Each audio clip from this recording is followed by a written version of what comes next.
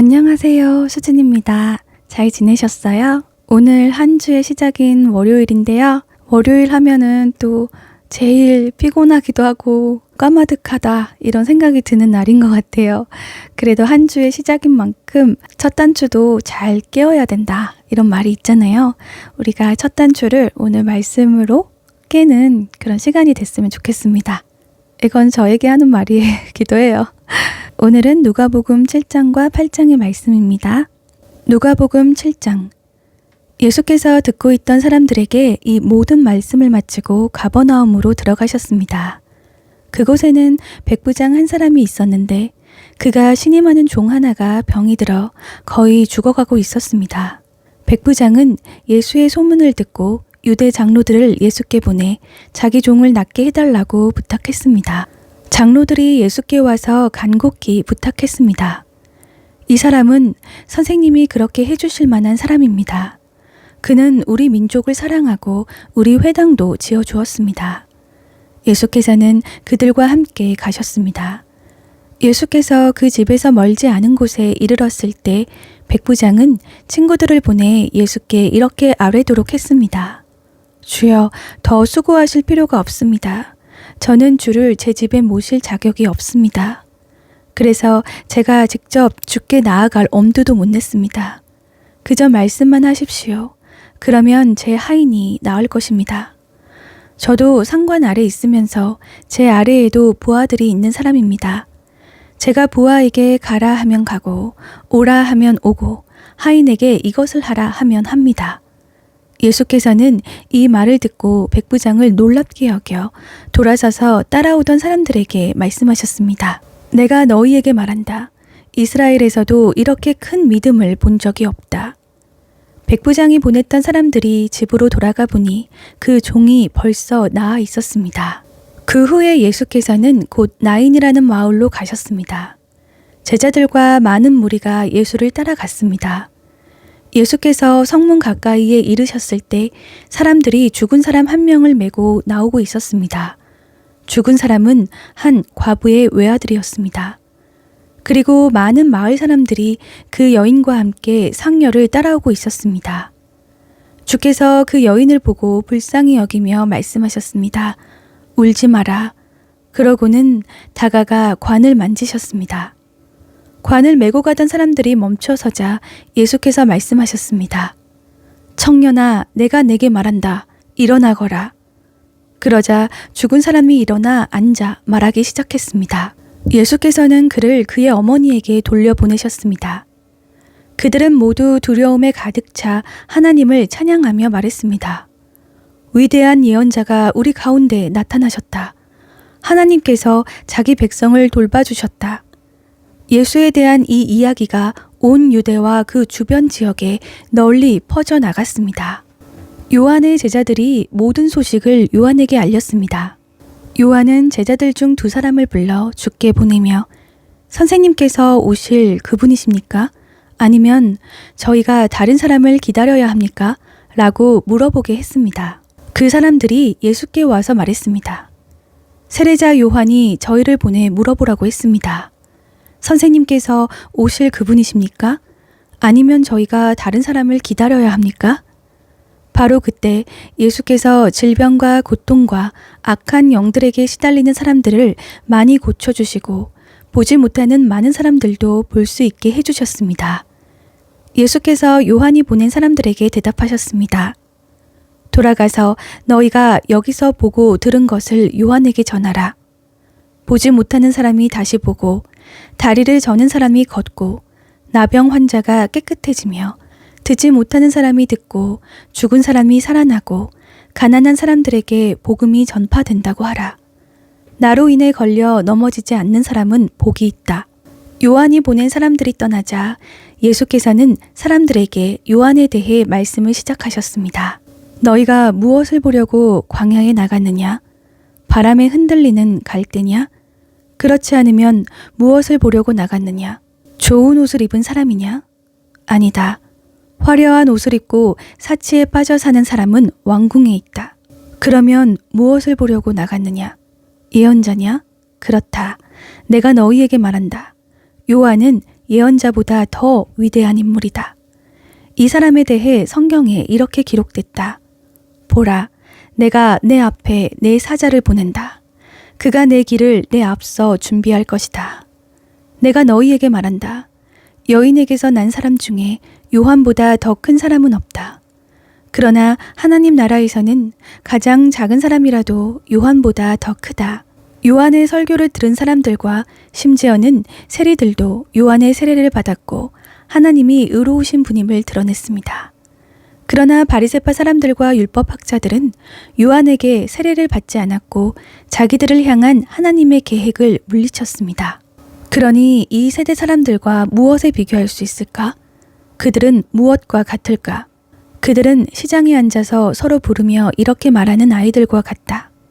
우리가 너희를 위해 피리를 불어도 너희는 춤추지 않았고 우리가 애곡해도 너희는 울지 않았다. 세례자 요한이 와서 빵도 먹지 않고 포도주도 마시지 않자 너희는 저 사람이 귀신 들렸다라고 하며 인자가 와서 먹고 마시니 너희가 말하기를 보라, 저 사람은 먹보에다 술꾼으로 세리와 죄인의 친구다라고 말한다. 그러나 지혜의 자녀들이 결국 지혜가 옳다는 것을 인증하는 법이다. 한 바리새파 사람이 예수를 저녁 식사에 초대했습니다. 그래서 예수께서는 그 바리새파 사람의 집으로 들어가 식탁에 기대어 앉으셨습니다. 그 마을에 죄인인 한 여자가 있었는데 예수께서 그 바리새파 사람의 집에 계시다는 것을 알고는 향유가 든 옥합을 가지고 와 예수의 뒤로 그 발 곁에 서서 울며 눈물로 그분의 발을 적셨습니다. 그리고 자신의 머리카락으로 발을 닦고 그 발에 자신의 입을 맞추며 향유를 부었습니다. 예수를 초대한 바리새파 사람이 이 광경을 보고 속으로 말했습니다. 만약 이 사람이 예언자라면 자기를 만지는 저 여자가 누구며 어떤 여자인지 알았을 텐데 저 여자는 죄인이 아닌가? 예수께서 그에게 말씀하셨습니다. 시몬아, 내게 할 말이 있다. 그가 대답했습니다. 선생님, 말씀하십시오. 어떤 채권자에게 빚을 진 두 사람이 있었다. 한 사람은 500데나리온을, 또 한 사람은 50데나리온을 빚졌다. 두 사람 다 빚 갚을 돈이 없어 채권자가 두 사람의 빚을 모두 없애주었다. 그러면 두 사람 중 누가 그 채권자를 더 사랑하겠느냐? 시몬이 대답했습니다. 더 많은 빚을 면제받은 사람이라고 생각합니다. 예수께서 말씀하셨습니다. 내 판단이 옳다. 그러고 나서 예수께서는 그 여인을 돌아보고 시몬에게 말씀하셨습니다. 이 여인이 보이느냐? 내가 내 집에 들어왔을 때 너는 내게 발 씻을 물도 주지 않았다. 그러나 이 여인은 자신의 눈물로 내 발을 적시고 자신의 머리카락으로 닦아주었다. 너는 내게 입 맞추지 않았지만 이 여인은 내가 들어왔을 때부터 계속 내 발에 입 맞추고 있다. 너는 내 머리에 기름을 부어주지 않았지만 이 여인은 내 발에 향유를 부어주었다. 그러므로 내가 내게 말한다. 이 여인은 많은 죄를 용서받았다. 그것은 이 여인이 나를 많이 사랑했기 때문이다. 그러나 적게 용서받은 사람은 적게 사랑한다. 그러고 나서 예수께서 여인에게 말씀하셨습니다. 내 죄들이 용서받았다. 식탁에 함께 앉아있던 사람들이 수군거리기 시작했습니다. 이 사람이 도대체 누군데 죄까지도 용서한다는 것인가? 예수께서 여인에게 말씀하셨습니다. 내 믿음이 너를 구원했다. 평안히 가거라. 누가복음 8장. 그 후에 예수께서는 여러 마을과 고을을 두루 다니시며 하나님 나라의 복음을 선포하셨습니다. 12 제자들도 예수와 함께 동행했습니다. 악한 영과 질병으로부터 고침받은 여자들도 예수와 함께 했습니다. 이들은 7 귀신이 떠나간 막달라 마리아였고 헤롯의 청지기인 구사의 아내 요한나 또 수산나와 그 밖에 많은 여인들이었습니다. 이들은 자신들의 재산으로 예수의 일행을 섬겼습니다. 많은 무리가 모여들고 각 마을에서 사람들이 예수께로 나아오니 예수께서 그들에게 비유를 통해 말씀하셨습니다. 씨 뿌리는 사람이 씨를 뿌리러 나갔다. 그가 씨를 뿌리자 그중 어떤 씨는 길가에 떨어져 사람들에게 밟히고 하늘의 새들에게 다 먹혀버렸다. 어떤 씨는 바위 위에 떨어졌는데 싹이 돋았지만 물기가 없어서 곧 시들어 버리고 말았다. 어떤 씨는 가시덤불 속에 떨어졌는데 가시덤불이 함께 자라서 그 기운을 막아버렸다. 또 다른 씨는 좋은 땅에 떨어져 자라나 100배나 많은 열매를 맺었다. 예수께서 말씀을 마치고 큰 소리로 외치셨습니다. 들을 귀 있는 사람은 들으라. 제자들은 예수께 이 비유가 무엇을 뜻하는지 물었습니다. 예수께서 말씀하셨습니다. 너희에게는 하나님 나라의 비밀을 알게 해주었다. 그러나 내가 다른 사람들에게는 비유로 말했다. 이것은 그들이 보아도 보지 못하고 들어도 깨닫지 못하게 하려는 것이다. 비유의 뜻은 이와 같다. 씨는 하나님의 말씀이다. 길가에 떨어진 것은 하나님의 말씀을 들었으나 마귀가 와서 그 마음에서 말씀을 빼앗아가는 바람에 믿지 못하고 구원받지 못하는 사람들이다. 바위 위에 떨어진 것은 하나님의 말씀을 듣고 기쁘게 받아들이지만 뿌리가 없어 잠시 동안 믿다가 시련이 닥치면 곧 넘어지는 사람들이다. 가시밭에 떨어진 것은 하나님의 말씀을 들었으나 이 세상의 걱정과 부와 쾌락에 사로잡혀서 자라지 못하고 온전한 열매를 맺지 못하는 사람들이다. 그러나 좋은 땅에 떨어진 것은 착하고 좋은 마음으로 하나님의 말씀을 들은 뒤 그 말씀을 굳게 간직하고 인내해 좋은 열매를 맺는 사람들이다. 등불을 켜서 그릇으로 덮거나 침대 밑에 두는 사람은 아무도 없다. 오히려 등불은 들어오는 사람들이 볼 수 있도록 등잔대 위에 두는 것이다. 숨겨둔 것은 드러나고 감춰둔 것은 알려지게 마련이다. 그러므로 너희는 내 말을 조심해서 들으라. 가진 사람은 더 받고 가지지 못한 사람은 가진 줄로 생각하는 것조차 빼앗길 것이다. 예수의 어머니와 형제들이 예수께로 왔으나 많은 사람들 때문에 예수께 가까이 갈 수가 없었습니다. 그래서 사람들이 예수께 말했습니다. 선생님의 어머니와 형제들이 선생님을 만나려고 밖에 서 있습니다. 예수께서 대답하셨습니다.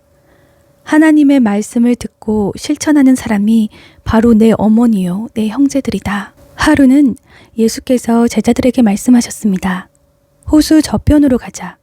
그래서 그들은 배에 올라타고 떠났습니다. 그들이 배를 저어가는 동안 예수께서는 잠이 드셨습니다. 그때 호수에 사나운 바람이 불어오더니 배에 물이 들이쳐 매우 위험한 상황이 됐습니다. 제자들이 가서 예수를 깨우며 말했습니다. 선생님, 선생님, 우리가 모두 빠져 죽게 생겼습니다. 그러자 예수께서 일어나 바람과 파도를 꾸짖으시니 폭풍이 멈추고 호수가 다시 잔잔해졌습니다. 예수께서 제자들에게 말씀하셨습니다. 너희의 믿음이 어디에 있느냐? 제자들은 두려움과 놀라움 속에서 서로 말했습니다. 이분이 도대체 누구시기에 바람과 물을 호령하시니 바람과 물조차도 이분께 복종하는가? 예수의 일행은 갈릴리 호수 건너편 거라사 지방으로 배를 저어 갔습니다.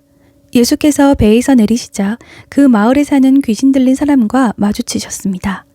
그는 옷도 입지 않은 채 집이 아닌 무덤에서 산 지 벌써 오래된 사람이었습니다. 그가 예수를 보자 소리를 지르며 예수의 발 앞에 엎드려 지극히 높으신 하나님의 아들 예수여, 내가 당신과 무슨 상관이 있습니까? 제발 저를 괴롭히지 마십시오 라고 찢어질 듯 큰 소리로 외쳤습니다. 이는 예수께서 그 사람에게서 나가라고 더러운 영에게 명령하셨기 때문입니다. 그 사람은 수시로 귀신에게 붙들렸는데 손발을 쇠사슬에 묶어둬도 다 끊어버리고 귀신에 이끌려 광야로 뛰쳐나가곤 했습니다. 예수께서 그에게 물으셨습니다. 내 이름이 무엇이냐? 그가 대답했습니다. 군대입니다. 그 사람 속에 귀신들이 많이 들어있었기 때문입니다. 귀신들은 자기들을 지옥으로 보내지 말아달라고 예수께 간청했습니다. 마침 많은 돼지떼가 언덕에서 먹이를 먹고 있었습니다. 귀신들이 예수께 돼지들 속으로 들어가게 해달라고 애원하자 예수께서 허락하셨습니다. 귀신들은 그 사람에게서 나와 돼지들에게 들어갔습니다. 그러자 돼지떼는 비탈진 둑으로 내리달아 호수에 빠져 죽게 됐습니다. 돼지를 치던 사람들이 그 광경을 보고 달아나 마을과 그 일대에 이 일을 알렸습니다. 그래서 사람들도 이 광경을 보려고 나왔습니다. 그들이 예수께 가보니 정말 그 귀신 들렸던 사람이 제정신이 들어 옷을 입고 예수의 발 앞에 앉아 있는 것이었습니다. 그러자 그들은 두려웠습니다. 처음부터 이 광경을 지켜본 사람들은 그 귀신 들렸던 사람이 어떻게 낫게 됐는지 그들에게 말했습니다. 그러자 거라사 주변의 모든 사람들은 두려움에 가득 차 예수께 떠나달라고 간청했습니다. 그리하여 예수께서는 배를 타고 그곳을 떠나셨습니다. 귀신 들렸던 그 사람은 자신도 함께 가겠다고 예수께 애원했습니다. 그러자 예수께서는 그를 보내며 말씀하셨습니다. 집으로 돌아가서 하나님께서 내게 하신 일을 다 말하여라.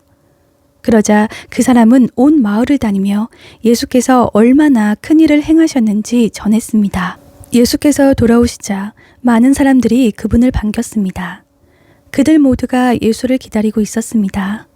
그때 야이로라는 회당장이 와서 예수의 발 앞에 엎드리며 자기 집에 와달라고 간절히 애원했습니다. 12살 된 자기 외동딸이 죽어가고 있었기 때문입니다. 예수께서 그리로 내려가시는데 많은 사람들이 밀어댔습니다. 그 중에는 12년 동안 혈류병을 앓아온 여인이 있었는데 의사들에게 재산을 모두 썼지만 어느 누구도 그 여인의 병을 고쳐줄 수 없었습니다. 그 여인은 예수의 뒤로 비집고 다가가 그분의 옷자락에 손을 댔습니다. 그러자 즉시 출혈이 멈췄습니다. 그때 예수께서 누가 내게 손을 댔느냐? 라고 물으셨습니다. 사람들이 모두 만지지 않았다고 하자 베드로가 말했습니다. 선생님, 많은 사람들이 선생님을 밀어대고 있습니다. 그러자 예수께서 말씀하셨습니다. 누군가가 내게 손을 댔다. 내게서 능력이 나간 것을 알고 있다. 그러자 여인은 더 이상 숨길 수 없음을 알고 떨면서 앞으로 나와 예수의 발 앞에 엎드렸습니다. 여인은 모든 사람 앞에서 왜 예수께 손을 댔는지 그리고 어떻게 병이 즉시 나았는지 말했습니다. 그러자 예수께서 여인에게 말씀하셨습니다. 딸아, 내 믿음이 너를 구원했다. 평안히 가거라. 예수께서 말씀을 채 마치시기도 전에 야이로 회당장의 집에서 사람이 와서 말했습니다. 따님이 죽었습니다. 선생님께 더 폐를 끼치지 않는 것이 좋겠습니다. 이 말을 듣고 예수께서 그에게 말씀하셨습니다. 두려워하지 마라. 믿기만 하면 아이가 나을 것이다. 예수께서는 야이로의 집에 이르러 베드로와 요한과 야고보와 아이의 부모 외에는 아무도 들어오지 못하게 하셨습니다. 사람들은 모두 그 아이에 대해 애도하며 크게 울고 있었습니다. 예수께서 말씀하셨습니다. 울지 마라. 이 아이는 죽은 것이 아니라 자고 있다. 그들은 아이가 죽은 것을 알기에 예수를 비웃었습니다. 그러나 예수께서 그 아이의 손을 잡고 말씀하셨습니다. 아이야, 일어나라. 그때 그 아이의 영이 돌아와 아이가 곧 일어났습니다. 그러자 예수께서 아이에게 먹을 것을 갖다 주라고 말씀하셨습니다. 그 아이의 부모는 무척 놀랐습니다. 그러나 예수께서는 이 일을 아무에게도 말하지 말라고 그들에게 명령하셨습니다. 아멘.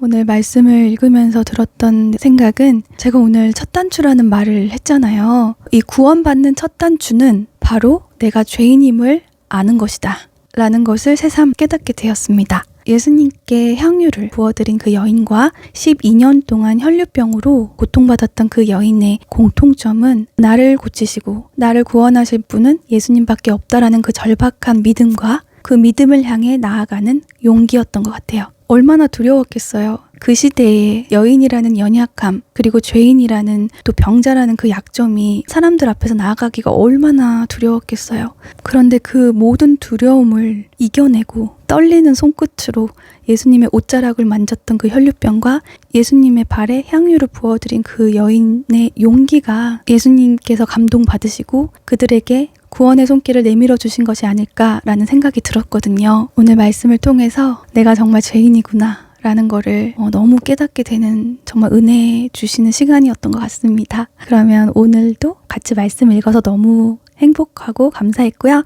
자, 다음 시간에 뵙겠습니다. 안녕히 계세요.